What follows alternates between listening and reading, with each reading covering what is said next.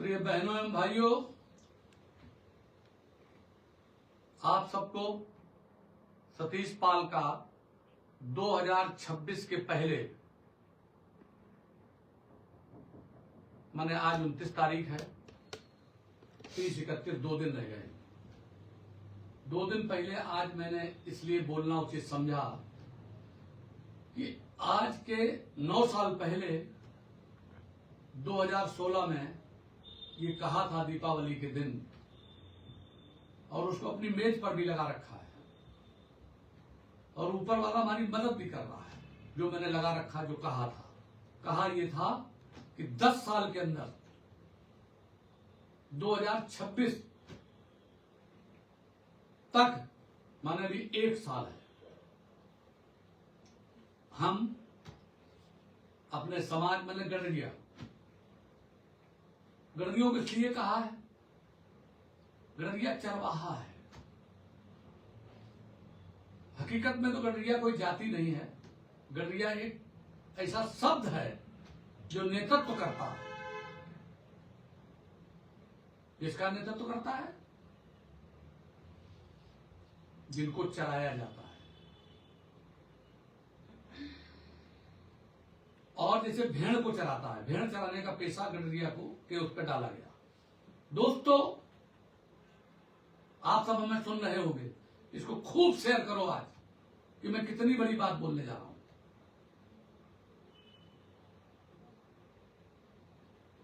कि भेड़ का स्वभाव और मनुष्य का स्वभाव एक सा होता है, ये ध्यान रखना।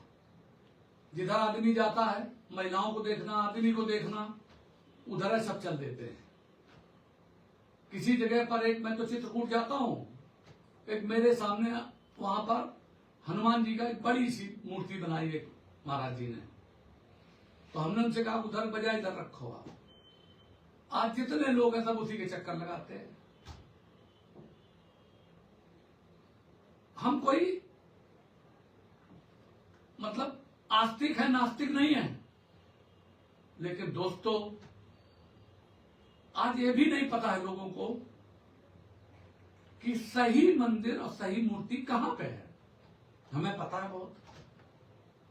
वृंदावन जाओ, वहां पर एक उसका मंदिर बना दिया गया, जो अपने वहां जाते हो कटरा में, और मंदिर है वैष्णो मंदिर, उसी तरीके की गुफा उफा बना करके वहां भीड़ है, भीड़ लगी है। तो ये स्वभाव भेड़ का स्वभाव है। तो गडरिया उसको हाँकता है, तो गडरिया माने नेतृत्व करता हुआ। और ये बाइबिल में भी लिखा है। यीशु, उसका जो मेन प्रश्न है, ध्येय वाक्य है, उसमें लिखा है कि यीशु हमारा गडरिया है, हम सब भेड़ हैं। जैसे गडरिया भेड़ का ध्यान रखता है, उसके अगर चोट लग जाए, पैर में चोट लग जाए, तो उसको बांधेगा, उसकी वो करेगा, हल्दी लगाएगा, ये जो भी करता है, उसी तरीके से यीशु हमारा ध्यान रखता है। वो भी चरवाहे थे। इस्लाम धर्म के मोहम्मद साहब, वो भी बकरियां चराते थे, वो भी चरवाहे थे। भगवान कृष्ण भी बांसुरी बजाते हुए, वो भी गाय गऊ चराते थे, वो भी चरवाहे थे। हम लोग भी चरवाहे हैं, लेकिन हमारा मनोबल गिर गया।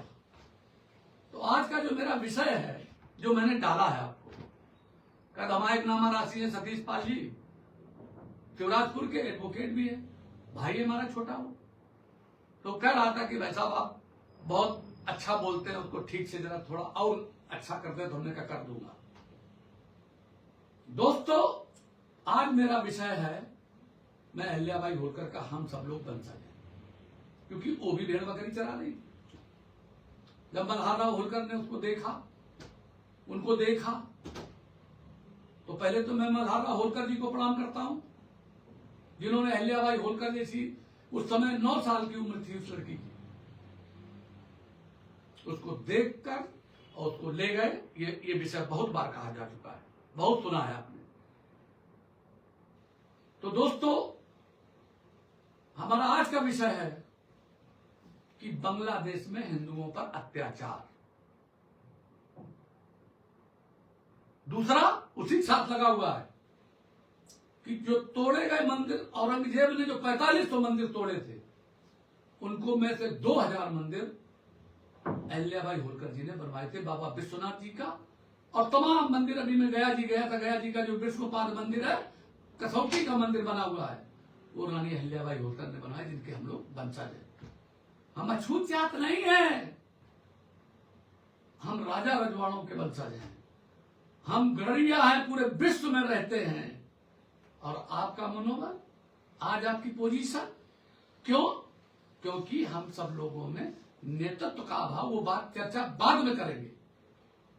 तब हम बोला कि आज मेरे पास एक लड़का आया था सीतापुर से, लोग आते रहते और सब बात करते, पूरे देश में सारी चर्चाएं रहती, क्योंकि अच्छा करोगे तो अच्छा पाओगे और बुरा करोगे तो बुरा पाओगे।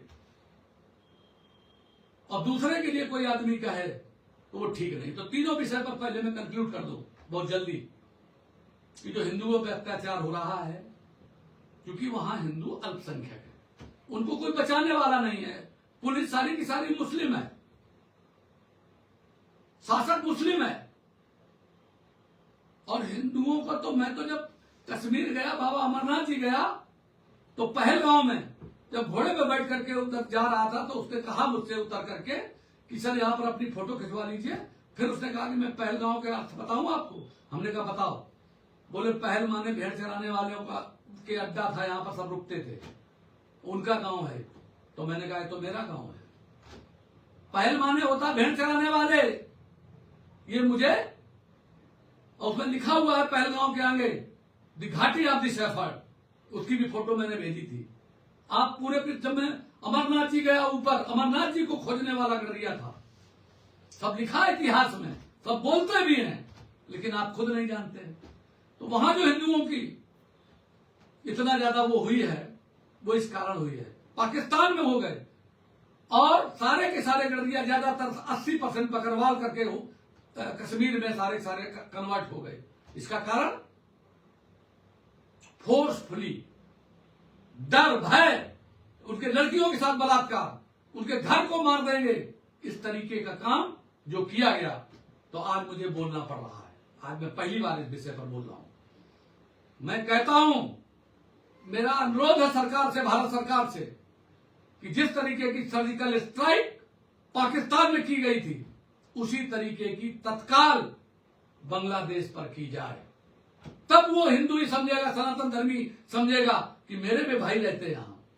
यहां पर कोई बात होती है अगर, और जबकि ये मुसलमान जितने भारतवर्ष में हैं, वो सब हमारे बीच के हैं। कोई बैकवर्ड क्लास का है, कोई शेड्यूल कास्ट का है, कोई ठाकुर है, कोई ब्राह्मण है, ब्राह्मण सैयद हो गया, ठाकुर सब पठान हो गया, और घोषी वगैरह ये सब बैकवर्ड के हैं। वो तो सबसे कम अगर किसी ने अगर वो किया, और शेड्यूल कास्ट वाले छूत के वजह, जब उनका छुआ नहीं खाते हो, तमाम चीजें कर ली, जबरदस्ती कराई। औरंगजेब ने तो पूरा का पूरा, अगर उस समय पर गुरु तेग बहादुर जी ने अगर अपना सर न दे दिया होता, तो आज पूरा देश तुम्हें सुन्नत हो जाती, पूरा देश मुसलमान हो जाता। और दोस्तों, जब किसी जगह कोई चला जाता है, आपकी बेटी चली जाती, बहुत अभी तो कहिए कि उत्तर प्रदेश सहित पूरे देश में भारतीय जनता पार्टी की सरकार आने के वजह से अब कम हो गया है धर्मांतरण। याद रखिए, और धर्म किसी की जागीर नहीं होती, हम सब लोग गुलाम नहीं हैं। आपका धर्म स्वयं का धर्म है, आप उसके मालिक हो, आप जैसा चाहो वैसा चलो। भारत का संविधान जो बाबा साहब अम्बेडकर ने और उस समय के तमाम जितने स्वतंत्रता संग्राम सेनानी थे, जिनकी एक कमेटी थी, और बाबा साहब अम्बेडकर उसके ड्राफ्ट कमेटी के चेयरमैन थे, उन्होंने लिखा, उनको श्रेय दिया जाता, उनको भारत रत्न मिला।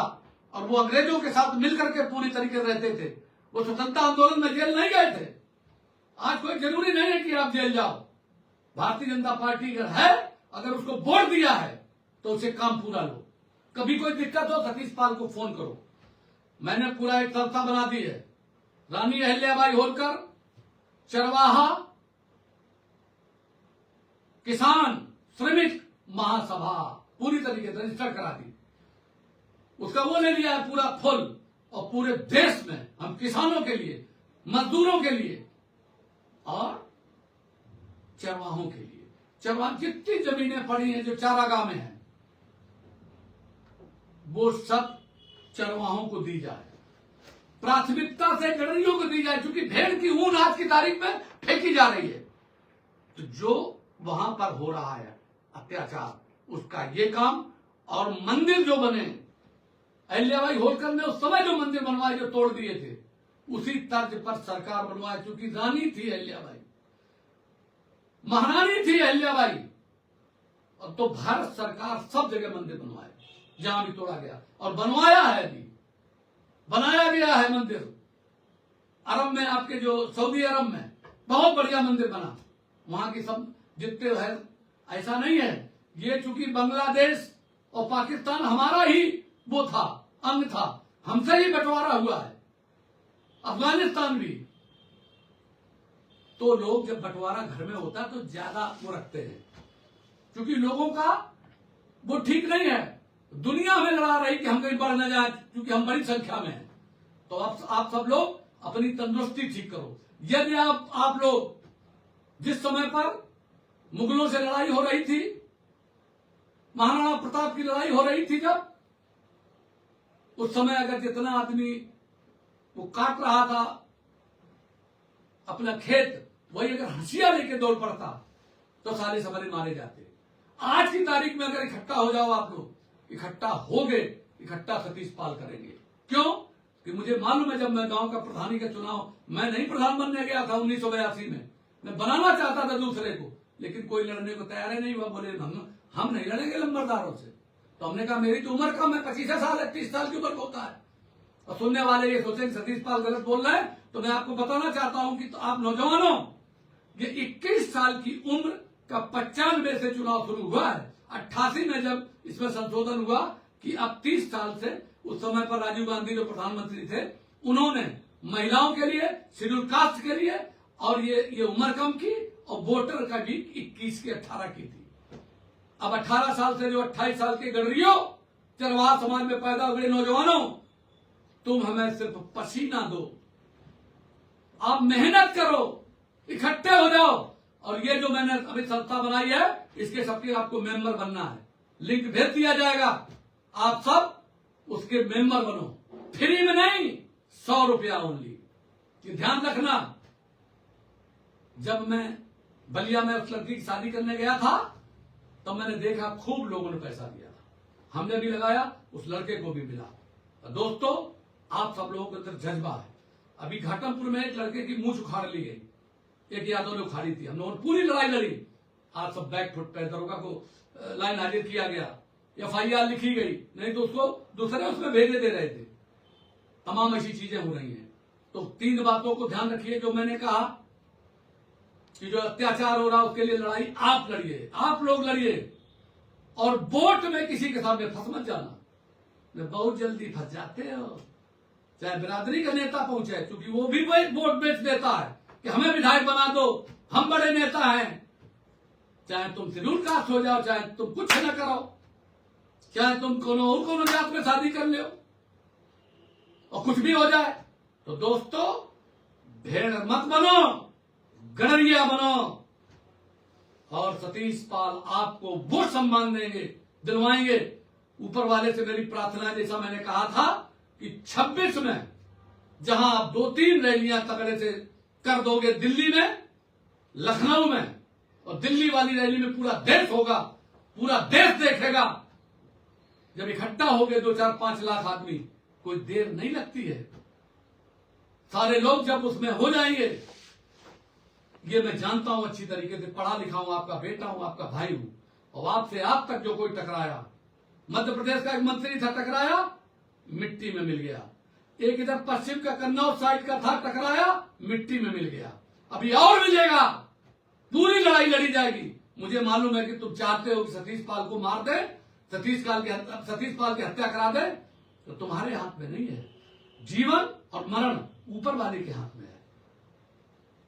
कोई दोस्त नहीं सतीश पाल के, कोई नशा नहीं। मैं आप सबसे कहता हूं नौजवानों, नशा मत करना, वरना बर्बाद हो जाओगे।